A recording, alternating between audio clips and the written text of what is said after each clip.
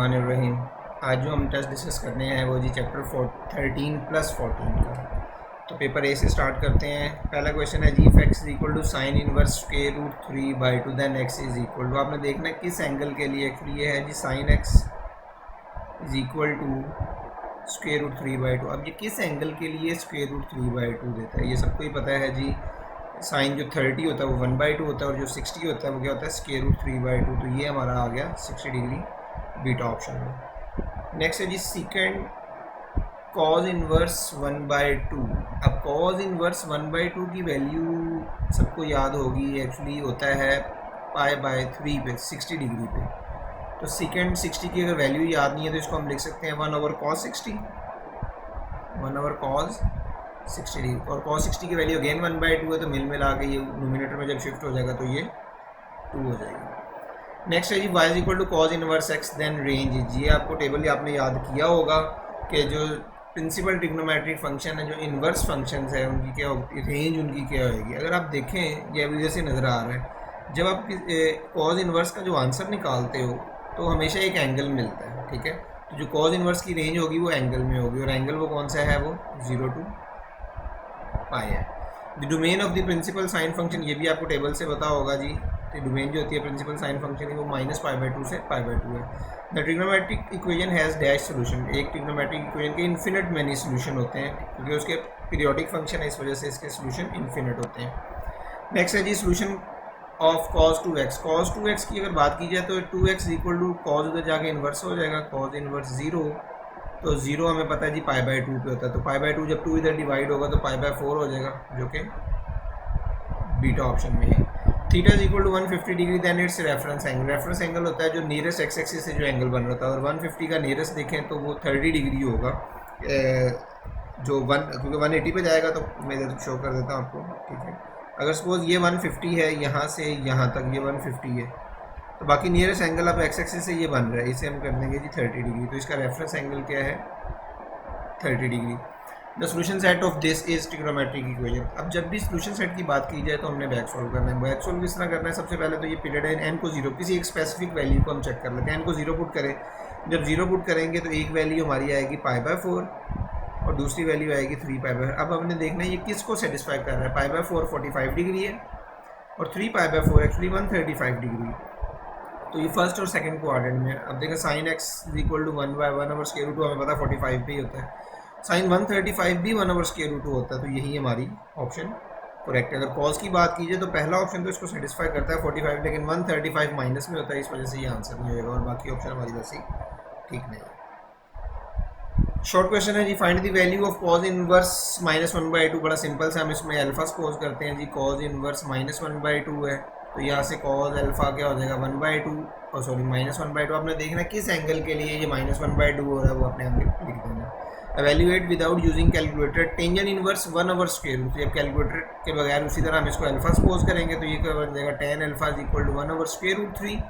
तो इसको फर्दर आपने देखना है किस एंगल के लिए ये 1/√3 देता है, ये एक्चुअली 30 के लिए होगा। और ये नेक्स्ट है find the value of this. अब सेम उसी तरह है जी, हमने अंदर वाले के एंगल को अल्फा सपोज कर लेना है, इस तरह अल्फा इज इक्वल टू, तो ये क्या बन जाएगा साइन अल्फा। साइन अल्फा हो जाएगा 1/√2। तो साइन अल्फा किस एंगल पे 1/√2 देता है, तो ये मैं कॉज अल्फा कर रहा हूँ, ठीक है। ये किस एंगल पे देता है 45 पे, तो यहाँ से एक्चुअली उसने cos 45 की वैल्यू cos 45 1/√2। तो इसको प्रॉपर आपने स्टेप्स में कर लेना है। सेम क्वेश्चन नंबर 4 भी इसी तरह है, अंदर वाले एंगल को अल्फा सपोज करेंगे, ठीक है, उसकी वैल्यू मिल जाएगी। तो आप जब एंगल सब्स्टिट्यूट करेंगे तो आपको सेकंड की वैल्यू भी मिल जाएगी। पार्ट 5 है जी find solution of sine x equal to cos x equal to square root 3/4। इसके लिए आपको पहले इसको सिंगल फंक्शन में कन्वर्ट करना है, तो 1/2 से मल्टीप्लाई और डिवाइड करेंगे तो ये बन जाएगा sine 2x। Double angle identity जो चैप्टर 10 में आपने पढ़ी है, तो ये 2 इधर आके मल्टीप्लाई हो जाएगा, तो ये 4 से कैंसिल होकर स्क्वायर रूट 2 आ जाएगा। अब यहाँ से 2x equal to sine inverse square root 3/2 हो जाएगा, ठीक है। अब देखना है स्क्वायर रूट 3/2 कहाँ पे होता है, 60 डिग्री पे होता है। 60 इधर डिवाइड हो जाएगा, तो फर्दर आपने प्रॉपर सॉल्व कर लेना है। Solve the equation. इस इक्वेशन को सॉल्व करने के लिए वही सबसे पहले आपको इसको स्क्वायर रूट कर लेंगे। जब स्क्वायर रूट करेंगे तो प्लस माइनस में आंसर आएगा, ये आएगा ये 2/√3। तो एक इक्वेशन पॉजिटिव वाली सॉल्व करनी है और एक इक्वेशन नेगेटिव वाली भी सॉल्व करनी है, तो दोनों को मिला के इसका सोल्यूशन सेट लिखना है। नेक्स्ट है जी find the solution set of this. इस सोल्यूशन सेट की अगर बात करें तो इसमें से कुछ कॉमन आ रहा है साइन थीटा। तो अगर साइन थीटा कॉमन लेंगे तो बाकी क्या बच जाएगा, 2 sine theta minus 1 is equal to 0। तो यहाँ से दो चीज़ें 0 की इक्वल होगी, इधर sine theta is equal to 0 and 2 sine theta minus 1 is equal to 0। इसको भी सॉल्व कर लें, इसको भी सॉल्व कर लें, इन दोनों का सोल्यूशन को मिला के आपने सोल्यूशन सेट में लिखना है। Part 8, solve the equation cot square theta. ये सेम 6 की तरह का ही है, इसका जब कॉट स्क्वायर रूट लेंगे तो cot theta is equal to plus minus 1 over square root 3 आएगा। तो प्लस और माइनस दोनों इक्वेशन को सॉल्व करना है। What is the solution of the general trigonometric equation. Solution जो होता है वो पॉइंट्स होते हैं जो इक्वेशन को सेटिस्फाई कर। प्रॉपर वर्डिंग आपने बुक से देख के लिख लेनी है, ठीक है। मैं वैसे समझा रहा हूँ कि वो वाले पॉइंट्स होते हैं जो इक्वेशन को सेटिस्फाई कर रहे होते हैं, और ये इन्फिनिट होते हैं क्योंकि ट्रिग्नोमेट्रिक फंक्शन पीरियोडिक है, तो पीरियोडिक में बार बार इनकी वैल्यू रिपीट होती है, तो इसके सोल्यूशन भी इन्फिनिट होते हैं। ये एमसीक्यूज में भी हमने डिस्कस किया। ओके जी, लॉन्ग क्वेश्चन है।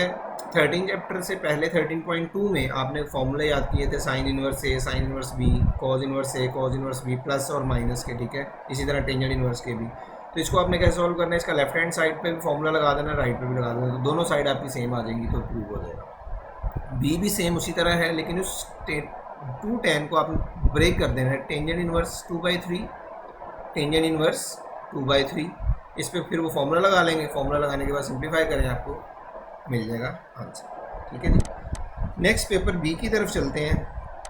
जो पेपर बी है हमारा, ये आ गया एमसीक्यू। फर्स्ट एमसीक्यू है जी, tangent inverse minus square root 3। अब tangent inverse minus square root 3 जो है, इसकी अगर बात की जाए तो इसको वही अल्फा सपोज करेंगे तो actually tangent alpha is equal to minus square root 3 आ जाएगा। अब देखें डिफरेंट वेज है इसको सॉल्व करने के। एमसीक्यू है तो प्रॉपर कैलकुलेशन तो नहीं चाहिए। अब टेंजेंट आप सिर्फ ये देख लें कि नेगेटिव कहाँ पे होता है। हमें पता है जी नेगेटिव सेकंड में होता है और फोर्थ क्वाड्रेंट में होता है। अब देखिए सेकंड क्वाड्रेंट में आपको ये वाला दिया गया है और ये वाला फोर्थ में दिया गया, लेकिन tangent inverse minus square root 3 जो होता है वो होता है minus tangent inverse square root 3। तो इसको सिंप्लीफाई करेंगे तो माइनस π/3 आ जाएगा। अब माइनस π/3 आपको ऑप्शन में नहीं नजर आ रहा है, टेंजेंट इनवर्स माइनस π/3 एक्चुअली वो माइनस स्क्वायर रूट 3 देता है। अगर ये नहीं है तो फिर हम यूज़ करते हैं जी pi minus tangent inverse square root 3, ये वाला। तो ये इसको सेकंड क्वाड्रेंट में शिफ्ट कर देगा, जो कि बन जाएगा 2π/3, जो कि अल्फा ऑप्शन में मौजूद है। टेन ऑफ टेन इनवर्स -1 जो सिंपल है, टेंजेंट और टेंजेंट इनवर्स कैंसिल हो जाएंगे, तो आंसर क्या आ जाएगा -1। The value of sine of cos inverse square root 3/2। अब कॉज इनवर्स स्क्वायर रूट 3/2 की जो वैल्यू है, हमें याद है सबको, ये 30 डिग्री पे देता है। 30 डिग्री मीन π/6, तो साइन 30 क्या होता है 1/2। Cos inverse square root 3/2 again वही सेम क्वेश्चन है जी, 30 डिग्री हमारा क्या होगा π/6। नेक्स्ट एमसीक्यूज है sine x is equal to 1/2। अब साइन एक्स 1/2 है तो एक्स की वैल्यू बतानी है। हमें पता है जी एक्स 30 डिग्री पे ये 1/2 देता है। अब 30 डिग्री लेंगे π/6 इधर दिया हुआ है और कहीं भी नहीं है, तो दूसरा ऑप्शन भी इसका यही हो सकता है, ठीक है। दूसरा एक्चुअली लिखा हुआ है 5π/6 विच इज़ 150, तो 150 पे भी आपको 1/2 ही मिलेगा। The general solution of the equation is, इस इक्वेशन को अगर सिंप्लीफाई करें तो ये हो जाएगी जी -1, तो x equal to cos inverse -1। अब कॉज इनवर्स -1 आपको पता है कहाँ पे होते हैं जी, पाई के मल्टीपल्स पे होते हैं, ठीक है। पाई के ओड मल्टीपल ऑफ पाई, तो पाई प्लस 2n पाई आ जाएगा, क्योंकि 2 पाई तो इसका पीरियड है, तो n पाई जनरल सोल्यूशन के लिए हम लिखेंगे। तो ये आ गया जी सी ऑप्शन में, pi plus 2n pi. If n belongs to integers then general solution of the equation is sine x equal to 0। Sine हमें पता है 0, जितने भी पाई के मल्टीपल्स हैं उस पर 0 होता है, तो पाई के मल्टीपल्स आपको इधर दिए गए हैं। Domain of principal sine function is, table आपको याद होगा, प्रिंसिपल साइन फंक्शन की जो डोमेन होती है जी -π/2 से π/2 तक। नेक्स्ट क्वेश्चन है जी एवेल्युएट विदाउट यूजिंग कैलकुलेटर। तो विदाउट यूजिंग कैलकुलेटर कैसे करना है जी, आपने इसको अल्फा सपोज कर लेना, तो ये बन जाएगा cos alpha is equal to 1/2। यहाँ से आपको अल्फा की वैल्यू मिल जाएगी और वही हमारा आंसर होगा। ओके जी, without using table of calculator show that this, ये इसके इक्वल है। तो हम इसमें वही सेम उसी तरह अल्फा सपोज कर लेंगे जी साइन इनवर्स 5/13 को, तो ये हो जाएगा जी sine alpha is equal to 5/13। तो हमें एक्चुअली टेंजेंट अल्फा चाहिए, तो टेंजेंट अल्फा क्या हो जाएगा sine alpha over cause alpha. अब कॉज अल्फा की वैल्यू नहीं है तो कॉज को भी हम साइन में कन्वर्ट कर लेते हैं, 1 माइनस साइन स्क्वायर अल्फा। अब साइन अल्फा की वैल्यू सब्स्टिट्यूट करेंगे तो यहाँ से आपको वैल्यूज़ मिल जाएंगी और अल्फा उधर जाकर टेंजेंट इनवर्स हो जाएगा, अल्फा की वैल्यू पुट करेंगे तो ये हमारा रिक्वायर्ड प्रूव हो जाएगा। नेक्स्ट है जी find the value of cosecant of tangent inverse -1। ये भी सेम क्वेश्चन है, आपने अंदर वाले को अल्फा सपोज करना है, जो भी वैल्यू इसके एंगल की मिल जाए वो कोसेकेंट में पुट करें तो आपको आंसर मिल जाएगा। प्रॉपर कैलकुलेशन आपने शो करनी है इसमें। 4 पार्ट भी सेम थर्ड की तरह है पार्ट 5 जो है find the solution of cos x 1 plus ये एमसीक्यू पे भी हमने डिस्कस किया है जी cos of x equal to -1 हो जाएगा तो x की वैल्यू क्या आ जाएगी cos इनवर्स -1। अब cos इनवर्स -1 आपको पता है जी पाई पे होता है। अब इसका वो जनरल सॉल्यूशन लिखने के लिए हमें क्या पर ऐड करना पड़ेगा 2n pi where n belongs to integer. तो ये इसका आ गया solution. Solve the equation, equation को सॉल्व करना है तो sin x इक्वल टू 1/2 है। तो ये तो बड़ा सिंपल सा है। आप देखना जी किस एंगल के लिए 1/2 देता है, वो ऑब्वियसली 30 के लिए होगा तो sin 30 इसका x 30 इसका आंसर हो जाएगा। Solve tangent theta is equal to -1/√3 same question 6 की तरह है। Solve the trigonometric equation, trigonometric equation solve करने के लिए आपको जब स्क्वायर रूट करेंगे तो ये आ जाएगा 2/√3। ए पेपर में भी ये है। तो इसमें एक बार प्लस को सॉल्व करना है और एक बार माइनस को सॉल्व करना है। अगर आपको सेकंड की समझ ना आए तो उसको मैं एक हिंट दे देता हूँ आपको। सेकंड को आप चेंज कर लिया करें कॉज में, तो ये कॉज जब चेंज करोगे तो ये रेशियो चेंज हो जाएगी। इसी तरह माइनस वाले के साथ भी करें और सिंप्लीफाई करें।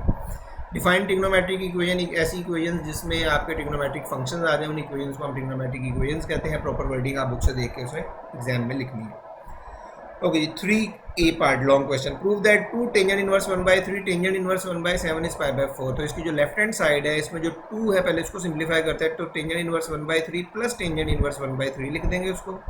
और ये जो 1/7 है इसको अभी फिल वक्त हम सॉल्व नहीं करेंगे। इन दो पे फॉर्मूला यूज़ करें आप टेंजेंट इनवर्स का तो ये कंबाइन हो गया एक सिंगल टैन में कन्वर्ट हो जाएगा। Single ten plus tangent inverse 1/7। अब दोनों पे टैन यूज़ करेंगे तो एक और टेंजेंट इनवर्स आएगा, जो भी एंगल होगा तो अब मिला के आपका आंसर 45 ही बनेगा, ठीक है, क्योंकि इसको प्रूव करना है। तो इस तरह आपने फॉर्मूला यूज़ करके जस्ट फॉर्मूला यूज़ करना है। नेक्स्ट है जी, शो दैट cos इनवर्स 4/5। इसको भी इसी तरह कर सकते हैं आप कि 2 cos में लिख लें या इसको अल्फा सपोज कर लें तो sin 2 अल्फा का फॉर्मूला भी आप यूज़ कर सकते हैं, ठीक है जी। ये थी हमारी आज की डिस्कशन। तो बाकी इंशाल्लाह नेक्स्ट टेस्ट की डिस्कशन भी इंशाल्लाह आपको मिल जाएगी। Thank you very much.